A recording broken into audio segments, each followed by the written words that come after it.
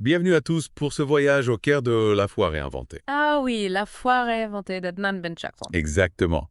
On va se plonger ensemble dans les réflexions de cet ancien conseiller du gouvernement marocain, qui, après avoir vécu en France, s'est penché sur les défis spirituels de la diaspora marocaine. Un sujet fascinant, Oui. d'autant plus qu'il a choisi de structurer son livre comme un véritable voyage spirituel. Ah, c'est intéressant ça. Oui. Et ce qui est intéressant, c'est qu'il nous invite, nous lecteurs, à nous poser la question. Qu'est-ce que ça signifie pour moi, cette foi réinventée? Oui. Comment est-ce que je vis ma foi et mon identité culturelle, ici, loin du Marocain? D'ailleurs, parlons un peu de l'auteur. Oui. Benchakwan, ingénieur et entrepreneur, a cette double culture marocaine et française, Oui. qui lui donne une perspective unique. Mhm. Son livre n'est pas juste théorique, Non. il est né de son expérience personnelle, Oui. de ses observations au sein de la diaspora. Et ce qu'il constate, Hmm. c'est que la foi traditionnelle, celle héritée de nos ancêtres, est bousculée par la vie moderne, la sécularisation, les influences d'autres cultures. Oui, tout à fait. C'est là qu'il introduit le concept de foi réinventée. La foi réinventée, c'est l'idée que la foi n'est pas statique, figée dans le temps. D'accord. Elle peut évoluer, Mhm. s'adapter aux réalités du monde aujourd'hui. Benchakwan propose l'islam de lumière comme une voie pour concilier tradition et modernité. L'islam des Lumières, c'est un concept qui intrigue. Et oui. On comprend qu'il prône une vision plus ouverte, plus tolérante de l'islam. Oui. Mais qu'est-ce que ça signifie concrètement pour la diaspora? Imaginez, vous êtes un jeune Marocain qui a grandi en Europe. Hmm. Vous êtes tiraillé entre la culture de vos parents, la tradition religieuse Yeah. et les valeurs de la société dans laquelle vous vivez. Oui. L'islam de lumière, c'est une boussole qui permet de naviguer entre ces deux mondes, de trouver sa propre voie sans renier ses racines. C'est une idée séduisante, mais j'imagine qu'elle ne fait pas l'unanimité. Absolument pas. Et c'est là que Benchakwan introduit un élément original dans son livre, Bon. la vie de l'avocat du diable. L'avocat du diable. Dans chaque chapitre, il donne la parole à une voix critique, qui remet en question le concept de foi réinventée. C'est intéressant. Oui, On dirait qu'il anticipe les objections, les doutes que les lecteurs pourraient avoir. exactement. D'accord. Par exemple, l'avocat du diable se demande si l'islam de lumière n'est pas une forme de dilution de la foi, une tentative de la rendre plus acceptable aux yeux de la société moderne au détriment de son authenticité. C'est un argument qui a du poids. Benchakwan, il répond à ces critiques. Oui, il les intègre dans sa réflexion. Il ne prétend pas avoir toutes les réponses. Non. Mais il invite au dialogue, au débat. Il nous pousse à nous poser les bonnes questions. Qu'est-ce qui est essentiel dans ma foi?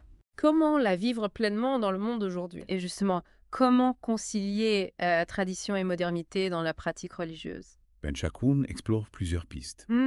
Il parle de l'importance de la communauté, du rôle des mosquées, Oui, mais aussi de la nécessité d'intégrer la spiritualité dans notre quotidien au-delà des rituels traditionnels. il donne des exemples concrets. Oui, il parle de la méditation, de la lecture du Coran, du développement personnel, des pratiques qui peuvent nourrir notre foi au quotidien, même si on ne vit pas au Maroc. Mais attention, l'avocat du diable n'est jamais loin. Ah, ça oui, Il doit bien avoir quelque chose à redire sur ces pratiques modernes. bien sûr. Il se demande si ce n'est pas une forme de spiritualité à la carte, où l'on choisit ce qui nous convient, Oui. ce qui est compatible avec notre mode de vie. Il s'interroge sur la profondeur de cette spiritualité, sur sa capacité à nous transformer réellement. Un point de vue intéressant qui nous invite à la nuance, à la réflexion. Oui. Et si on parlait maintenant du rôle de la culture, Oui, la culture. Benchakwan accorde une grande importance à la culture marocaine, à ses traditions, ses fêtes, sa musique. Il montre comment tout cela influence notre manière de vivre la foi. Oui, c'est vrai que la culture est omniprésente dans notre vie, même loin du Maroc. On continue à célébrer les fêtes religieuses, à écouter de la musique traditionnelle, à cuisiner les plats de notre enfance. Exactement. Et Benchakwan nous explique que ces traditions ne sont pas juste un folklore. Elles nourrissent notre foi, elles nous connectent à nos racines, à notre histoire. Pensez au Ramadan, par exemple. Oui. Même si on le vit différemment ici en Europe, il y a toujours ce sentiment de partage de communauté Oui. qui nous rappelle notre identité marocaine. Mais est-ce que toutes ces traditions sont compatibles avec la vie moderna? J'imagine qu'il y a des aspects qui peuvent poser problème, créer des tensions. Bien sûr, Benchakwan ne l'ignore pas. Mhm. Il prend l'exemple du mariage. Ah oui, le mariage. La tradition marocaine est très codifiée avec des rites et des coutumes qui peuvent paraître archaïques aux yeux de la société occidentale. Oui. La question se pose alors, comment concilier tradition et modernité? Oui. Comment adapter ces traditions à notre réalité d'aujourd'hui? C'est là que la foi réinventée entre en jeu. Tout à fait. Ben Chakroun nous encourage à réfléchir, à ne pas appliquer les traditions aveuglément, mais à les interpréter, Hmm. à les adapter à notre contexte. Il nous invite à trouver un équilibre entre le respect de nos racines et l'ouverture à la modernité. Et l'art dans tout ça. Ben Chakoun en parle aussi. Oui, il consacre une partie de son livre au rôle de l'art dans la construction de l'identité spirituelle de la diaspora. Hmm. Il parle de la musique, de la peinture, de la littérature. Il a des exemples précis. Oui, il cite notamment la musique soufie, qu'il voit comme une expression de la spiritualité musulmane qui transcende les cultures. D'accord. Il parle aussi de l'art calligraphique, qui met en valeur la beauté de la langue arabe et du Coran. Et selon lui, comment l'art peut-il nous aider à réinventer notre foi?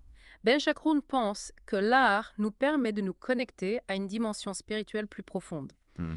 Il nous invite à découvrir et à apprécier les expressions artistiques de notre culture, mais aussi à explorer de nouvelles formes d'art qui résonnent avec notre foi et notre sensibilité. L'art comme un langage universel qui peut parler à tout croyant ou non. Exactement. L'art peut créer des ponts, ouvrir des dialogues, nous faire réfléchir sur le sens de la vie, sur notre place dans le monde.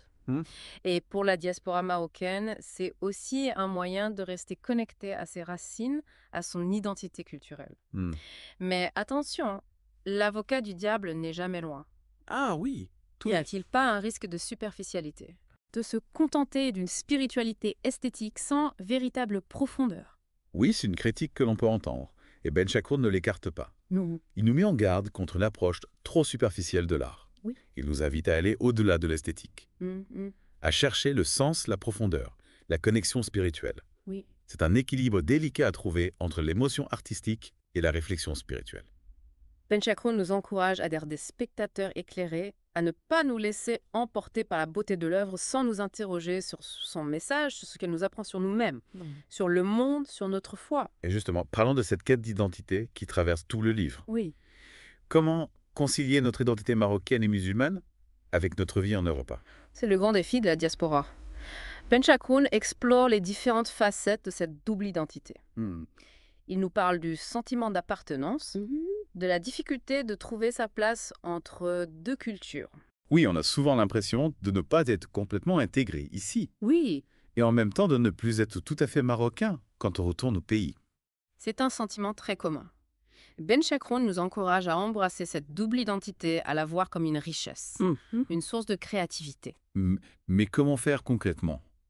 Ben Chakroun nous invite à nous impliquer dans la société, à tisser des liens avec les autres communautés, à partager notre culture et nos traditions. Il nous encourage à être des citoyens actifs, des acteurs du dialogue interculturel. C'est une vision positive de la diaspora comme un pont entre le Maroc et le monde.